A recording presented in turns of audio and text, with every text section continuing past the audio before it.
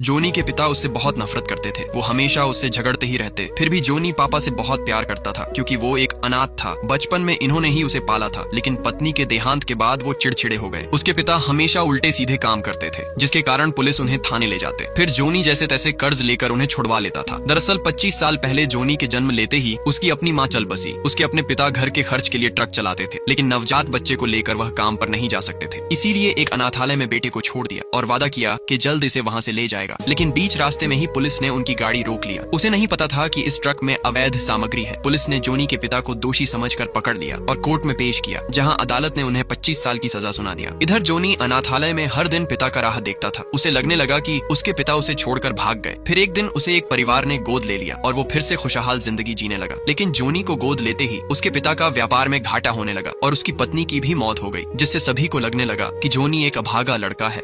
जैसे ही जोनी के सगे पिता जेल से रिहा हुए, वो अपने बेटे को ढूंढने लगे। उन्हें तो अपने बेटे का नाम भी नहीं पता था, ना ही ये पता था कि 25 साल बाद वो दिखता कैसा है। जब वक्त से उसके पिता लौट कर नहीं आए तो अनाथालय की अम्मा ने ही उसका नाम जोनी रख दिया। फिर एक भले परिवार ने उसे गोद ले लिया। तभी एक दिन अचानक से जोनी का एडॉप्शन फॉर्म, जो 25 साल पहले उड़कर एक कमरे में बंद हो गया था, आश्चर्यचकित रूप से उड़कर उसके पिता के सामने आ गया। तब जाकर उसके पिता को पता चला कि उसके बेटे का नाम जोनी है। उसने इश्तेहार छपवा कर जगह जगह बंटवा दिया ताकि किसी तरह उसका बेटा मिल जाए। इधर जोनी के दूसरे पिता अपनी हरकतों से बाज नहीं आ रहे थे। उन्होंने एक नेता का 1 करोड़ शेयर मार्केट में डूबा दिया, जिसके लिए उसे पुलिस उठाकर ले गया। जब जोनी पिता को छुड़वाने गया तो पुलिस ने कहा, तुम्हारे पिता ने लोकल नेता को 1 करोड़ का चूना लगा दिया। तुम 1 करोड़ जमा करो और अपने बाप को ले जाओ। जोनी पैसे के लिए कई लोगों के सामने हाथ फैलाया, लेकिन किसी ने उसकी सहायता नहीं किया। उधर जोनी के सगे पिता को पता चला कि उसका 1.5 करोड़ का लॉटरी लगा है, लेकिन उसका दोस्त उन पैसों को हड़पना चाहता था। इसीलिए वो भागकर उसी बस में बैठ गए जिसमें पहले से उसका बेटा जोनी बैठा था। इस घर के लोग काली शक्ति की पूजा किया करते थे ताकि उनकी भक्ति करके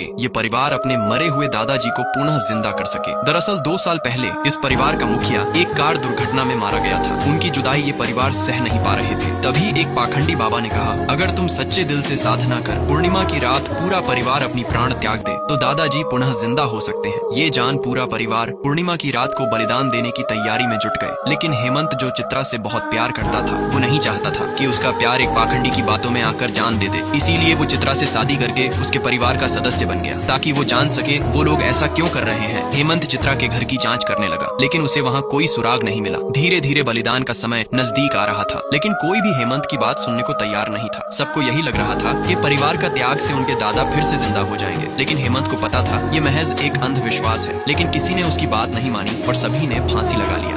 अंधविश्वास के चक्कर में पूरे परिवार ने एक साथ फांसी लगा लिया ताकि उसके मरे हुए दादा पुनः जिंदा हो सके। लेकिन हेमंत किसी तरह से बच गया और समय रहते अपनी मंगेतर को भी बचा लिया। फिर उससे कहा, तुम जो कर रही हो वो पूरी तरह से मूर्खता है। तुम्हारे मरे हुए दादाजी कभी जिंदा नहीं हो सकते। तभी चित्रा ने देखा कुर्सी पर दादाजी बैठे हैं। जब चित्रा उनके पास गई तो पता चला कि ये सब उस पाखंडी बाबा का किया धरा है। दरअसल हेमंत को पहले से ही पता चल गया था कि बाबा और चित्रा दोनों मिलकर इस परिवार को मारना चाहता है। लेकिन हेमंत चित्रा से सुनना चाहता था कि वो इन्हें क्यों मारना चाहती है। तब चित्रा बताया, मैं एक अनाथ लड़की थी। 6 साल की उम्र से मैं इस परिवार के साथ हूँ, लेकिन परिवार का मुखिया दादाजी आदमी नहीं हैवान थे। वह मुझे गलत नजर से देखते और मौका मिलते ही मेरा शोषण करते। उनकी बुरी नजर हमेशा मुझ पर रहती थी। घर के लोग ये बात जानते थे, फिर भी किसी ने मेरी मदद नहीं किया। फिर एक दिन इस बाबा ने मुझे सहारा दिया। उन्होंने दिल से मुझे अपनाया, लेकिन ये बात मेरे दादाजी को अच्छा नहीं लगने लगा। इसीलिए हमने पहले दादाजी का काम तमाम कर दिया, फिर उसके बचे हुए परिवार का नंबर था।